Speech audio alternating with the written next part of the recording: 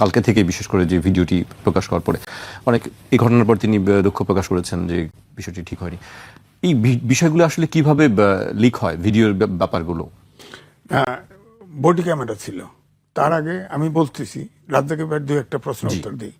Voter transfer এটা হচ্ছে একটা পার্টি যখন মনে করে যে আমি 300 সিটের ভিতরে এতগুলো সিটে জিতবই না, ওই ভোট দিয়ে কী করবো, ওই ভোট ট্রান্সফার আপনি ইলেকশনে আগে করছেন যে 1.5-2 বছর আগে করলেন। ভোটার ট্রান্সফার তো অত সহজ না।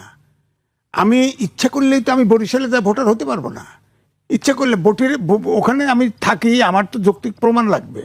সেখানে ইলেকশন কমিশনের অনেক ঘুষ দিয়ে ভোটার ট্রান্সফার করে ফেলছে। এবং আমি বলছি 7 লাখের মতো ভোটার এই ভোটার ট্রান্সফার করছে। ওখানে ধরেন একটা ভোটে 5,000 ছোট আছে, অবৈধ না, ঠিক আছে মানলাম, কিন্তু অবৈধ না। কিন্তু ভোট এটা এক ধরনের কারচুপি, ভোটার কারচুপি। আপনি যেখানে 5,000 ভোট আছে ওখানে 5,000 ভোট নিয়ে আসলেন, ওই সিট তো ফেলই করবে, এই সিটে জিতবে, এই ভোটার কারচুপি। আপনি ধরেন বিদেশি প্রবাসী ভোটার বানাইছেন, প্রবাসী ভোটার এখানে পোস্টাল ভোটার তো বাংলাদেশের ভিতরেই আছে। আপনার লাভ পাইলে প্রবাসী সরকার তো এটাকে বলি আমি, প্রবাসী সরকার প্রবাসী ভোটটা হ্যান্ডেল করতে পারবেন না, করছেন কেন? ওখানে আপনার এই সংবিধান অনুযায়ী সাংবিধানিক সরকার, সংবিধানে আছে প্রবাসী দ্বৈত নাগরিক ভোটার হতে পারবে না, প্রার্থী হতে পারবে না, সব ছেড়ে দিচ্ছেন। ওখানে দ্বৈত, আমি তো একটা টেলিভিশনে রাত্রে কথা বলতেছি, আমেরিকান সিটিজেন, সে ভোটার হয়েছে, সে ভোট দিবে। সে যদি ভোটার বানাইলেন, সে যদি প্রার্থী হতে চায়, কি করবেন বলেন? এইসব গোজামিল তো হবে না। তারপরে ধরেন ভোটার, রাতের ভোট দিনে হয়েছে না, ভোট কেন্দ্রে লোকই যেতে ব্যাপার নাই। আপনি সিল মারলেন, ডক্টর ইউনুস বলতেছে তরুণরাও জিতবে, মন্ত্রীও হবে। হ্যাঁ, এবং সব সময় এ যাবৎকাল দেখছি জামাত এনসিপি একসাথে বললেই সেই কথাই বাস্তবায়ন হয়। এখন জামাতের পক্ষেও তো বলে, জামাতের পক্ষে যখন সরকার ফর্ম করে তখন প্রথম জামাতের নাম লইছে না, কয়েকবার লইছে না।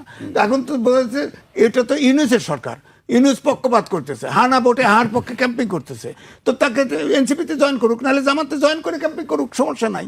তো ইউনুস তো নিজেই কারচুপি করবে বলে মনে হচ্ছে, নিজেই কারচুপি করবে। সুতরাং এই সন্দেহ তো আমার ভিতরে আসতে পারে, রাজ্জাক সন্দেহ না আসে। উনি অ্যাডভোকেট মানুষ, ওনার তো যত ঝামেলা বাজবে ওনার তো ক্লায়েন্ট পাওয়া যাবে তত। আমি তো ঝামেলা চাই দেশে, আমি তো ঝামেলা দেশে, সুতরাং সন্দেহ। এখন বলেন ওইখানে একবার এনসিপির এক নেতা, নাম বলবো না, বলছে প্রয়োজনে আমরা সেনানিবাস উদয় দেব। তখন আমি যে কথা বলছিলাম সেইটা আমি বলতেছি, সেনাবাহিনী কিন্তু চুমু খাওয়ার জন্য ট্রেনিং দেওয়া হয় না, সেনাবাহিনীকে মানুষ ফাইনালি হত্যা করার ট্রেনিং দেওয়া হয়। ওই বেটায় ডাক্তার শিক্ষিত হয়েছে, তার বডি ক্যামেরা রয়েছে, ওই যে এমপি তার বডি ক্যামেরায় সব রেকর্ড হচ্ছে। ওই বেচারা তাকে ছাড়া কোনো কথা বলে নাই। তাকে বলা হয়েছে তার নিরাপত্তা দেওয়া হবে, খালি আর্মসটা নিয়ে ভিতরে না ঢুকলে, ওটা তাদের বারণ আছে। আপনার সব জায়গায় এটা তো বোঝা যাচ্ছে যে আমাদের ক্ষমতায় গেলে তো ক্যান্টনমেন্ট তো উড়াই দিবে। সুতরাং তাকে গ্রেপ্তার করে নাই, এইটা আমার অভিযোগ সেনানিবাস সম্পর্কে। তাকে ঢুকতে দেয় না এটা না, সে যা ভাষায় বিয়ে করছে। আমি তারেক রহমানের প্রতিদ্বন্দ্বী, আরে বাপের বেটা, তারেক রহমানের ওই পাস করবি তুই বেটা, ওইটা দেখায়। আর তার বলছে তো আপনি অস্ত্র রেখে যান, অস্ত্র রাখার একটা এমপি বারবার তাকে ছাড় বলে কত বিনয়ের সাথে করতেছে, সে যাবেই। হ্যাঁ, শেষ পর্যন্ত তার সিনিয়র অফিসারকে লাগাই দিয়েছে, তার সাথে আবার টেলিফোনে কথা বলছে। আইন তো ভাঙতে পারবে না কেউ, কারণ এটা সেনাবাহিনীর বোর্ডের সিদ্ধান্ত। ওখানে আপনি অস্ত্র অনেক সারা রাস্তায় রাজ্জাক ভাই গাড়ি চালা যায়, কি ট্রাফিক ভেঙে ছুড়ে যায়, আমরাও যাই। ক্যান্টনমেন্টে ঢান্দার ঢুকলেই, জাহাঙ্গীর গেটে ঢুকলেই তো সোজা হয়ে যান, আর তো থাকেন না। এই বেটা এমপি দাঁড়াইছে, সোজা হয় না, ওরে ঘেটটির দেওয়া, ওকে গ্রেপ্তার করা উচিত ছিল, গ্রেপ্তার করে বুটের গুতায় ওরে আক্কল দিয়ে দেওয়া উচিত ছিল। ছেড়ে দিতে কেন ওকে? এখন আবার দুঃখ প্রকাশ আছে নাকি?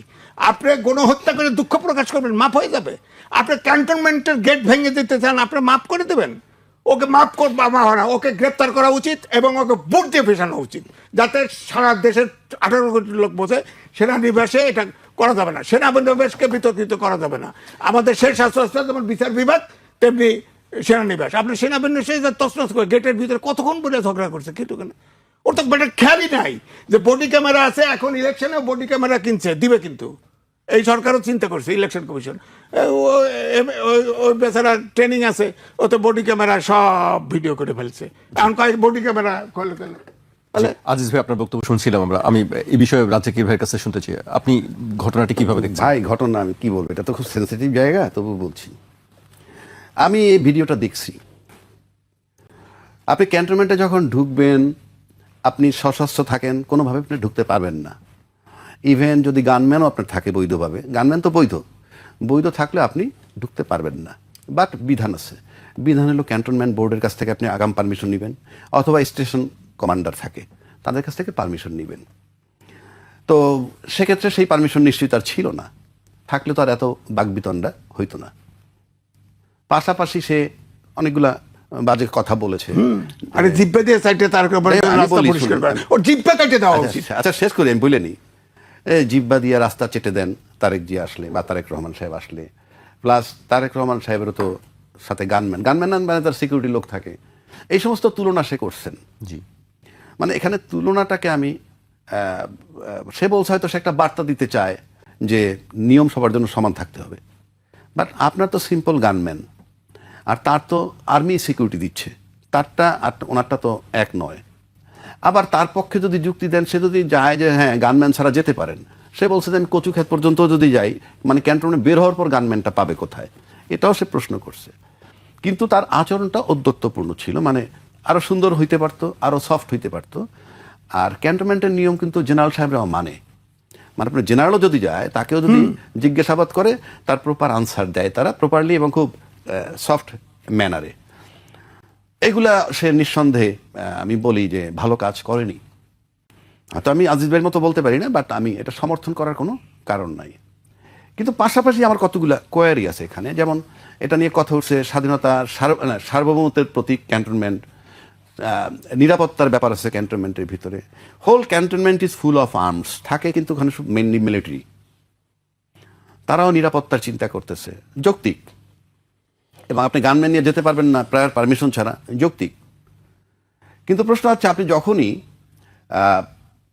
নিরাপত্তার প্রশ্ন আনবেন, সেই নিরাপত্তা কি শুধুই সেনাবাহিনীর জন্যে, মানে শুধু সেনানিবাসের সেনাবাহিনী দিয়ে সেনাবাহিনীর নিরাপত্তাই আমরা দিব না। দেশের সার্বভৌমত্ব দুইটা ধরন আছে, একটা এক্সটার্নাল, একটা ইন্টারনাল। এক্সটার্নাল কোনটা? আমার যে সীমানা, এই সীমানা ক্রস করে যদি, বা সীমানায় যদি হামলা করে সীমানা ক্রস করে কেউ ঢুকতে চায়, এটা সার্বভৌমত্ব ভঙ্গ হবে, রক্ষা করবে সেনাবাহিনী। আবার এই যে সেনাবাহিনী এখানে বসা, ক্যান্টনমেন্ট তো আপনার নিরাপদ জায়গা, ক্যান্টনমেন্টের নিরাপত্তার জন্যই তো করছেন। কিন্তু আমি যখন বিডিআর কিলিংটা দেখলাম, সেটা তো রাস্তায় হয় নাই, সেটা পিলখানার ভিতর হয়েছে, এটা ক্যান্টনমেন্ট। কোথায় ছিলেন আপনারা? সেখানে অস্ত্র নিয়ে কারা ঢুকলো? যদি ভিতরের অস্ত্র দিয়ে করে থাকে, বের হইলো কিভাবে? নিরাপত্তার প্রশ্ন বলছেন, আপনি তো নিরাপত্তার প্রশ্ন বলছেন। নিরাপত্তার প্রশ্ন, 57টা অফিসার মারা গেল ক্যান্টনমেন্টের ভিতরে। আপনি যদি আপনার নিজের নিরাপত্তা দিতে না পারেন, আপনি রাষ্ট্রের নিরাপত্তা কি দিবেন? It's a question mark. 2 নম্বর, অনেক সেনা অফিসারের প্রবেশ নিষেধ ক্যান্টনমেন্টের ভিতরে। অনেক সেনা অফিসার কিন্তু রিটায়ার্ড, কিন্তু প্রবেশ নিষেধ। কেন নিষেধ করছেন? ক্যান্টনমেন্টের কাছে প্রশ্ন করলে তারা বলবে নিরাপত্তার প্রশ্নে। বাট 57 জন অফিসার মারার দৃষ্টান্ত আমি ভুলবো না। এটার ব্যাখ্যা কি? তার তো ক্যান্টনমেন্টের ভিতরে মারা গেছে। 2 নম্বর আসেন, এই ঘটনাটা ঘটছে বেশ কিছুদিন আগে, কতদিন আগে তা আমি জানি না। বডি ওন ক্যামেরা কার ছিল? শুধুমাত্র ওখানে সেনা অফিসার না, যারা গেটে ডিউটি করে তাদের ছবিটা কিন্তু এমপি ওকে, সেখানে তাদের ক্যামেরায় ধারণ করছে। আমি নিশ্চিত করে বলতে পারি ক্যান্টনমেন্টের অন্তত 50-100 গজের দূর থেকে কেউ মোবাইল দিয়েও ছবি তুলতে পারবে না। It is so secured. তাহলে বডি ওন ক্যামেরায় সেইটা বের হয়ে গেল কেমনে? এটা জুলকার নায়েক সাহেবের, আমরা ফেসবুকে দেখছি, উনি নাকি এটাকে আপলোড করছেন প্রথম। উনি পেলেন কিভাবে? তাহলে সিক্রেসি আপনি রাখতেছেন না, প্রাইভেসি, সিকিউরিটি, এটা তখন থেকে বেরোইছে। আমি যে নিরাপত্তার দোহাই বারবার দিতেছি, আমার দেশের আভ্যন্তরীণ নিরাপত্তা রাখার দায়িত্ব এই সেনাবাহিনীর। 57 অফিসার তো বললামই, ইন এডিশন আয়নাগর, মেজর সিনার বুকে তাজা গুলি মারছে পুলিশ। এটা কিন্তু আপনার আভ্যন্তরীণ সার্বভৌমত্বের ভিতরে পড়ে। গত 16 বছর কি হয়েছে আমরা জানি। সেনাবাহিনী যে শুধু বলেন নিরাপত্তা, এই স্নাইপার দিয়ে গুলি করছে হেলিকপ্টার দিয়ে জুলাইতে। তো আপনি তো আমার দেশের মানুষ মারার জন্য না, সেনাবাহিনী একমাত্র বহিঃশত্রু দ্বারা আক্রমণ হইলে, আবার যদি রাষ্ট্রের এমন কোনো রাষ্ট্রদ্রোহী হয় যাকে কোনোভাবে নিয়ন্ত্রণ করা যাচ্ছে না, সেক্ষেত্রে তারা মারতে পারে। আর হলো বহিঃশত্রু যদি আমাকে আক্রমণ করে, 2টা জায়গায় মৃত্যুর জন্য they are permitted, otherwise not in no way. আপনি আপনার দেশের লোক মারতে পারবেন না। আমি দেশের আভ্যন্তরীণ সার্বভৌমত্বের কথা বলছি। তারপর আসেন, কতগুলো জিনিস মিলে যায়। আপনি এখন এই মুহূর্তে, ঘটনাটা অন্তত 2 সপ্তাহ আগের, কেউ বলে 1 মাস আগের, ঠিক আছে, এখন পাবলিশড হইলো কেন? এখন এই মুহূর্তে প্রকাশ হইলো কেন? 2-3 দিন 4 দিন আগে একটা আলতাফ সাহেব ওনাদের বিএনপির লোকই, সে বলছে বিএনপির প্রার্থী চুজ করছে কারা, সেখানে সে ডিজিএফআইর নাম বলছে, এনএসআইর নাম বলছে, পুলিশদের নাম বলছে, এরা চুজ করে দিয়েছে প্রার্থী। তো এই যে চুজ করার সাথে আপনি যেগুলো মিলান, এবং এই মুহূর্তে এটা দেওয়া মানে কি, এই মুহূর্তে এটা পাবলিশ করা মানে কি জামাতের পক্ষে কাজ করা, যে জামাতের ভোট বাড়বে, জামাতের পক্ষে কাজ করা যদি হয় তাহলে এই পক্ষপাতিত্ব কেন করবে? আমি কি বুঝাইতে পারছি? আমি আবারও বলছি, এটা কি জামাতের পক্ষে করা যে জামাতের ভোট বাড়বে, নাকি জামাতের মাধ্যমে সিক্রেসি, মানে জামাতের ঘটনাকে কেন্দ্র করে আমার সিক্রেসি প্রাইভেসি যে বাইর হয়ে গেল, সব কিছু মিলে যদি জামাতকে দায়ী করে, জামাত কি ভোট বেশি পাবে? যদি ভোট বেশি পায় সেজন্য করে থাকলেও তো জামাতকে ফেভার করছেন আপনি। কি রাইট আছে তাইলে তার? আর বডি অন ক্যামেরায় তাহলে তো অনেক কিছুই থাকতে পারে, শুধু কি এইটুক? নাকি এই যে যে আপনার এই যে জিনিসটা যদি জামাতের বিরুদ্ধে যায়, কথার পক্ষে গেলে তো সেটাও পক্ষপাতিত্ব, বিরুদ্ধে যদি যায় তাও তো অন্য কারো পক্ষপাতিত্ব। So it's a question mark.